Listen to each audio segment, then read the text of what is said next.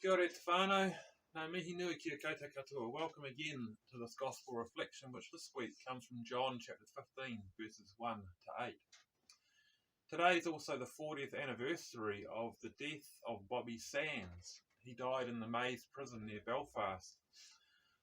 He was part of the then violent Irish Republican Army, which was seeking to regain Irish control of all Ireland. It's a rather complex and interesting history, with periods of violent uprisings and calmer periods of negotiation. Bobby died, though, on this day in 1981 after a 66-day hunger strike.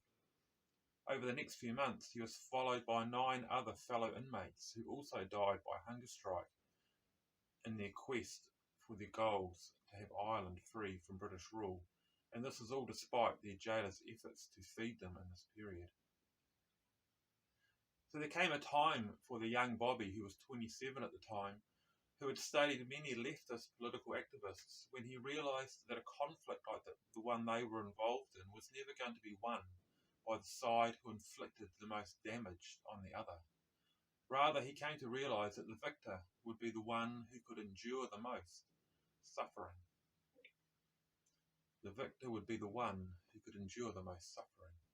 With this understanding, he was able to inspire his colleagues in jail, his brothers, that they should begin to actively reject the British demands and constraints being placed on them in H Block.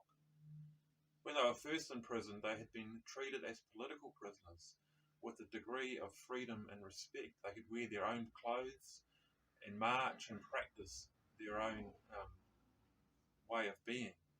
That was all then removed one day, and they were reclassified as common criminals, with all their political prisoner freedoms removed.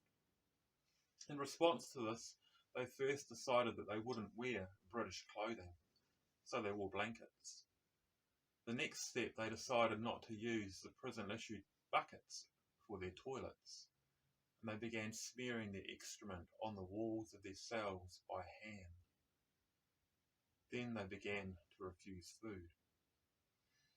During his hunger strike, Bobby was somehow elected to be an MP, a pretty amazing feat, although he never made it to the Parliament.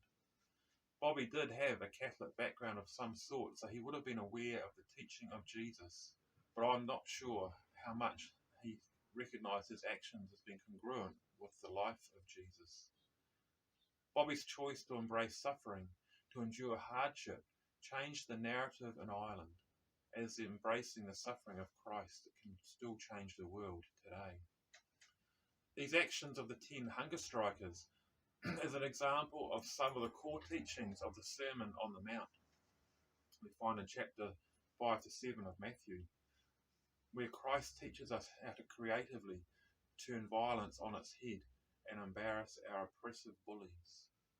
Christ, as he walked through Palestine and eventually faced his trial and execution, lived every day as Bobby Sands lived his last few days.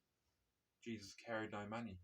He called out of us a humanity that demanded love for all people, no matter who they were. He was not afraid to engage in debate with the powerful people about their hypocrisy. He was the ultimate free man, the exemplar of what it is to be human. The words we have today from John 15 actually come from his after-dinner speech, the last speech he gave to his disciples before he was arrested and executed the following day. I am the vine, you are the branches. Remain in me, and I will remain in you, and you will bear much fruit. Christ's death at the hands of the Romans, arranged by the Jewish elite, was an act of surrendering to the violent demands to embarrass them, to unmask the powers of death and evil and show us what they really were. He embraced the road of suffering, as it would bear the most fruit.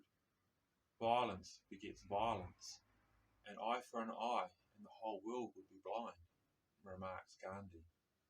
So this act of embracing of suffering by Bobby Sands and his close mates in H Block is arguably a turning point in their struggle for freedom as Irish people in the north. 100,000 people came to his funeral. The Sinn Féin political party began to gain traction, and eventually the weapons of the IRA and also the unionist paramilitary groups were destroyed. A a peace accord was signed, and violence disappeared from the street. And may this continual process of peace in Northern Ireland continue to grow and benefit the people there. So the question today is, how well are we connected to the vine of Christ? Are we remaining in his active, non-violent love?